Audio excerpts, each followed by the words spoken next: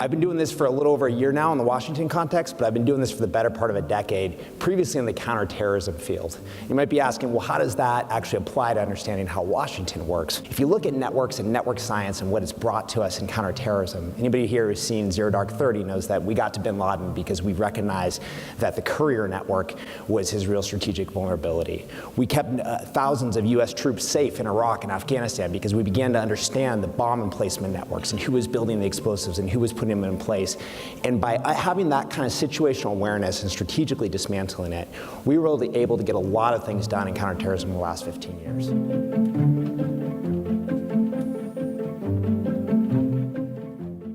Within the advocacy space, it's incredibly useful. So all of my clients, people I work with, are professional advocates. They're communicators, they're lobbyists, they're strategists in the Washington space, and they want to understand a few things. They want to understand what's the worldview of this type of person? What are the interesting pathways that can take me into meeting Congressman X or can influence the way that these folks think?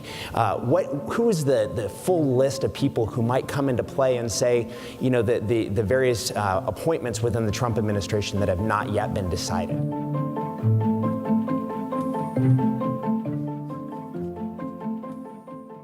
Start with Steve Minuchin. Steve Minuchin has some very deep Goldman ties in his world. His father was a partner at Goldman. His deputy, the guy who's been nominated to be the Deputy Treasury Secretary, is a Goldman guy. But when we think about who's influencing Steve Minuchin and how is he actually operating, our eyes immediately go to two main individuals. One is to his immediate left, Justin Muzinich. Muzinich is a Morgan Stanley alum who is leading up his efforts on shaping the tax policy and tax reform that this administration is going to undertake. Justin Muzinich, pretty interesting guy, is the one within this map who hasn't donated money to Hillary Clinton, or at least not an amount that we picked up through our research. He's on the board of New York Presbyterian Hospital. We find a number of organizations when we look at a place like New York or Washington. There are these certain elite charitable causes that everybody wants to be a part of. Another notable member of the board there is David Koch, the Koch brothers. Craig Phillips, who is the other main counselor that we're looking to when we're trying to understand Steve Minuchin's network, was formerly a member of the board of New York Presbyterian, and another significant person in that space. He's the one guy I can find who gave significant money to Hillary Clinton's 2016 campaign as opposed to her 2008 campaign, and still managed to find his way into the administration, working on financial and regulatory reform in that space.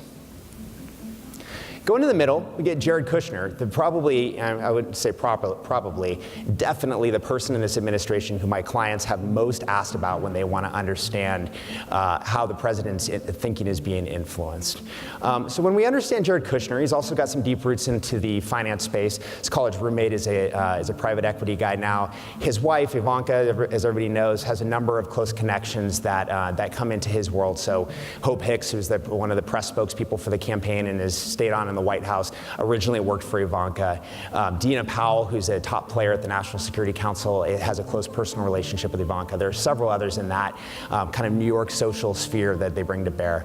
But the most interesting things about Jared Kushner come through his brother, Josh Kushner, who's an entrepreneur. He's founded two significant businesses, Cadra and Oscar.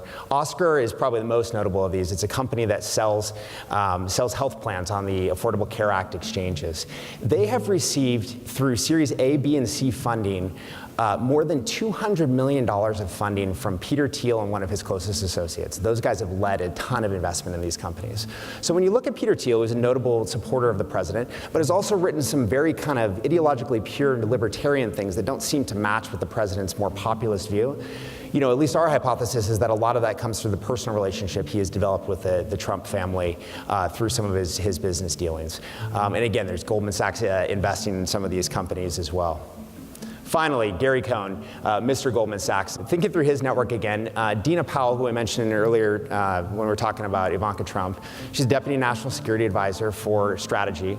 She was an executive at Goldman Sachs running their foundation work before the administration, so has that standing relationship with Gary Cohn. He has also built probably the most impressive team inside of government in terms of thinking about people who have just incredible experience in their field. And we've highlighted one of them here, Shahir Knight, who's really his main tax expert, and anybody you talk to in town who's thinking about tax policy. Shahir Knight is one of the first names that comes to their lips. Just mentioning back in the odd connections back to the Kushner family, Lloyd Blankfein, the chairman and CEO of Goldman Sachs, his son was actually college roommates with Josh Kushner. So I don't know how that works. I didn't get matched in the same way from my college roommate, but some interesting connections that come through in unexpected ways.